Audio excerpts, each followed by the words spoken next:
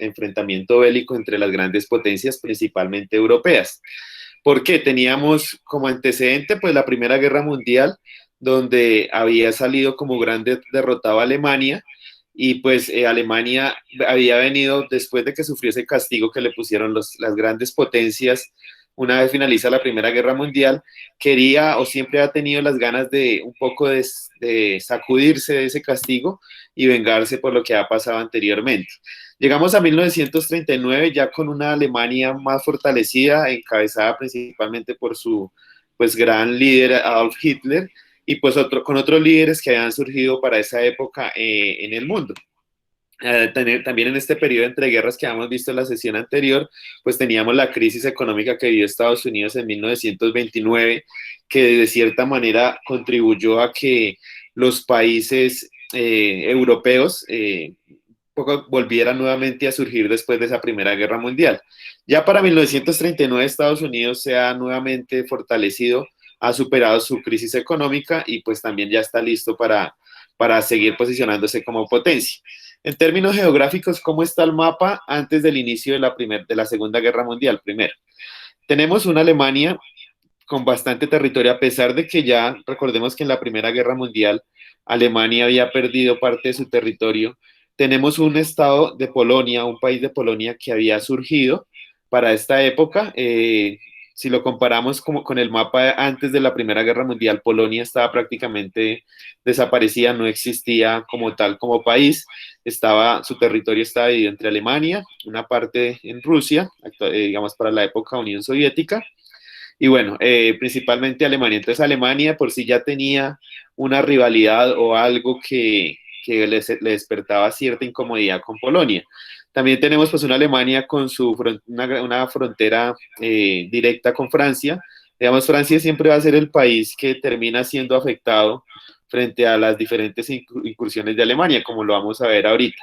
Para la Primera Guerra Mundial veíamos también en este sector, que de hecho esa era una actividad de la guía anterior, acá estaba el Imperio Austrohúngaro, que recordemos que el Imperio Austrohúngaro era todo esto que ocupa Yugoslavia, Bulgaria, Checoslovaquia, no, digamos sobre todo en esta parte de Checoslovaquia, y algunos, digamos, estados que para esta época no estaban, como Bosnia, de Eslovaquia, que también pues para esta época aún no existían como estados, pero que sin embargo eran grupos de personas con afinidad cultural, naciones, si se puede llamar así, que tenían pues una disputa por este territorio. Tenemos una Unión Soviética fortalecida, recordemos también que veíamos hace un par de clases que la Unión Soviética pues venía en 1917 cuando sufrió la famosa Revolución Rusa, se transforma a Unión Soviética y comienza todo lo que es el siglo XX a fortalecerse en términos de territorio y en términos de poder y a implantar un nuevo modelo que era el modelo socialista. Y tenemos otras grandes potencias como Gran Bretaña, que siempre, digamos, apoyando o en su alianza con Francia y aunque no se ve acá en el mapa porque estamos viendo el mapa de Europa, a Estados Unidos nuevamente como potencia. Entonces, este digamos es el término general en la situación que vivía Europa antes de comenzar la Segunda Guerra Mundial. En términos de alianzas, ¿cómo andaban los países europeos?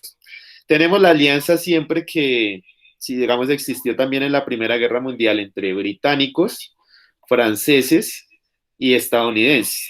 Y, digamos, la ahora Unión Soviética, que anteriormente era Rusia.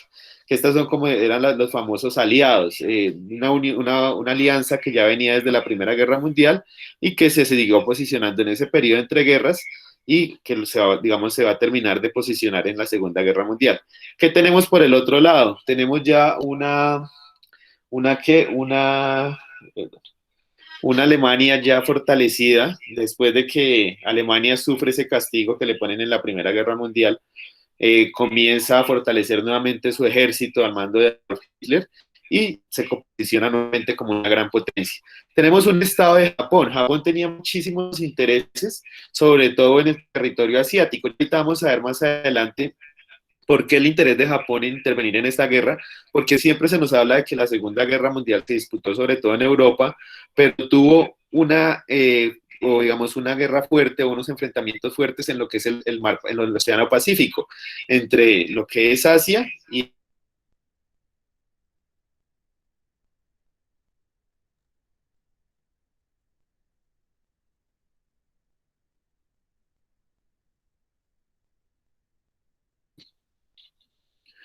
¿Ya me escuchan todos ahí?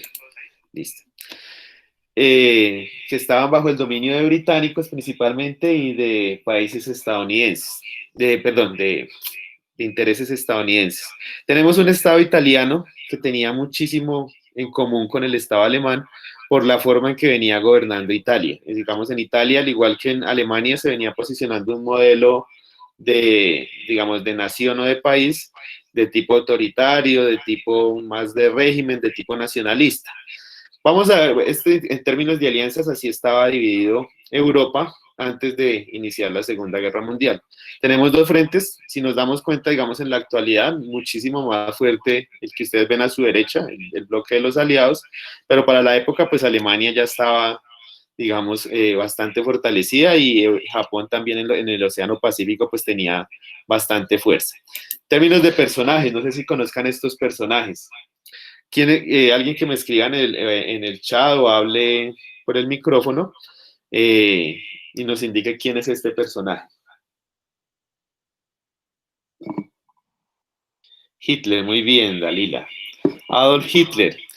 Para la época, para 1939, presidente o gobernante electo de Alemania por voto popular, recordemos, Adolf Hitler llega al poder por la vía democrática. Él no se toma el poder ni nada por el estilo.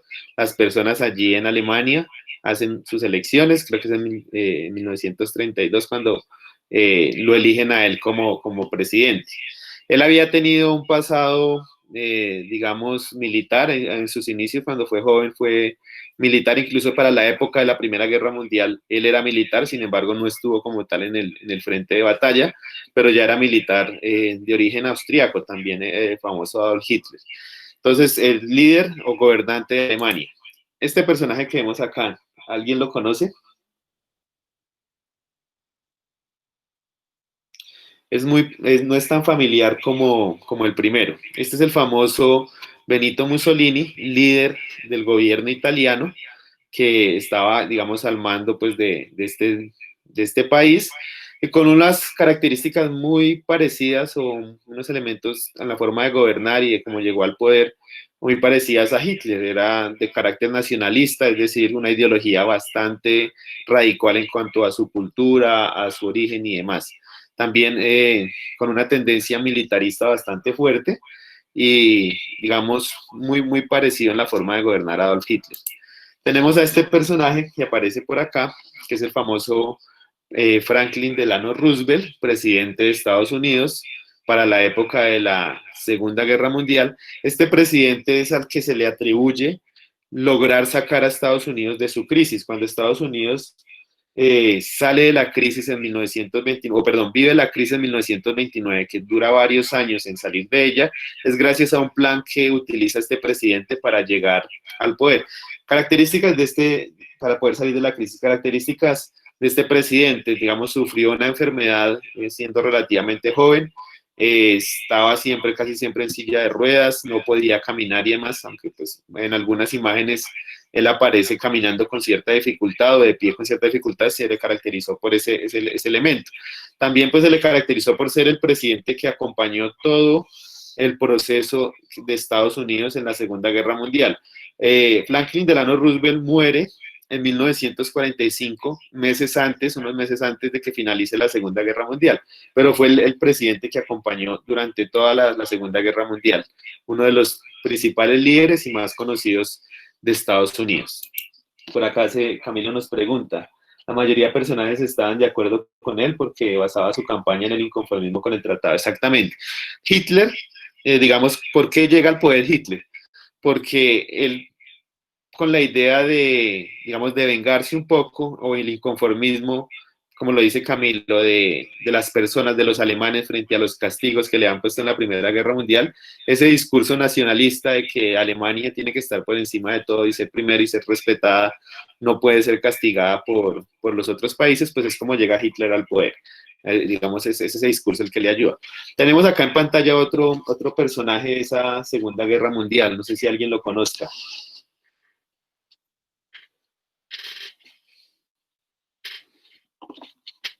Es el famoso Joseph Stalin, líder de la Unión Soviética.